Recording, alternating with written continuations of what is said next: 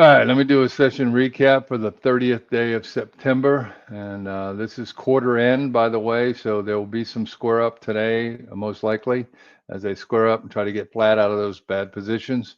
We are pushing through here. We anticipated that they'd either bounce here or break through because this is where they got to talk to us. They're talking to us right now. If they can open and close the candle here, we're below the zero line. All right, so we are officially a seller. And if this candle just opened right now, if that closes below this line, you're a seller. Now, if that's going down, that means euro should go up. But euro is structured to go down, but they are going up. Right. So most likely this is done to the downside, but we don't know that yet. All right. So we'll get rid of all this stuff so we get prepared in case it goes up. We don't want to be biased to the downside. We'll take that off and take this off, and now I'm not biased at all. All right. Now, if they can open and close a candle up here, we're a buyer. If they can open and close a candle down here, we're a seller. All right. So what am I doing? I'm waiting for that information. When will I get it? When they do it on the dollar. All right. Pound dollar, same thing over here. Structured to go to the downside, and but they're going up. See, because the dollar's going down. All right. They have opened and closed the candle up here. Look at that. See that? So a little pullback and a bounce tonight, and you'll be looking at coming up here. You get a new ATR, probably coming up to 35.30 up in this area here. Swiss franc will tell us what they're trying to do with the dollar, and sure enough, they're pushing it down with a flag pattern to the downside.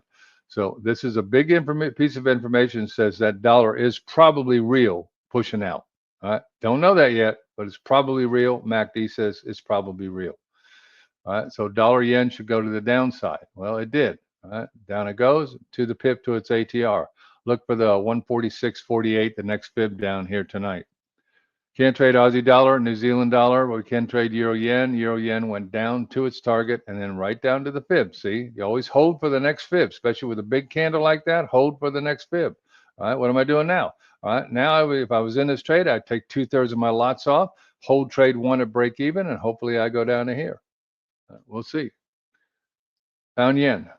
All right, pound yen down to the pip to its ATR. Surprise, surprise. What did they do? They went down to the right to the pip to its ATR, and the fib. They tagged the fib just below it, right there.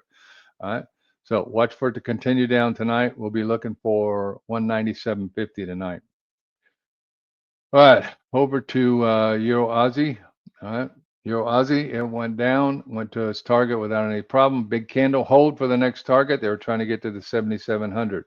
Should have a little pullback, and then you'll be looking to come down here 76.50, maybe all the way to 7,600 tonight.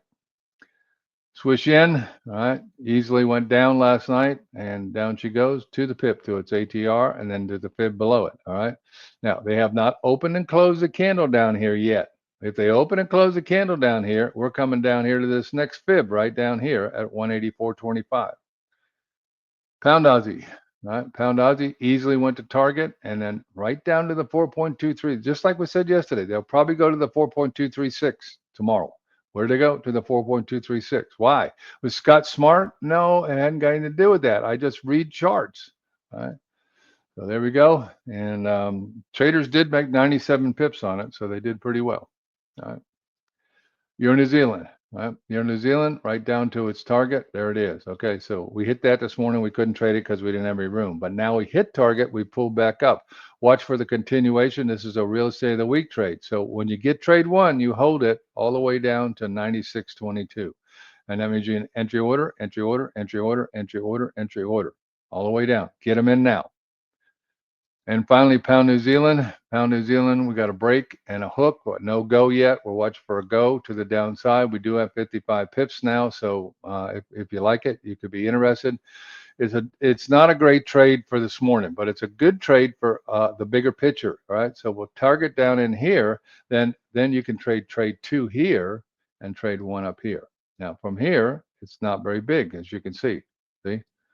So if you'll take the bigger picture and trade it to tonight's ATR or tomorrow's ATR, you can trade this.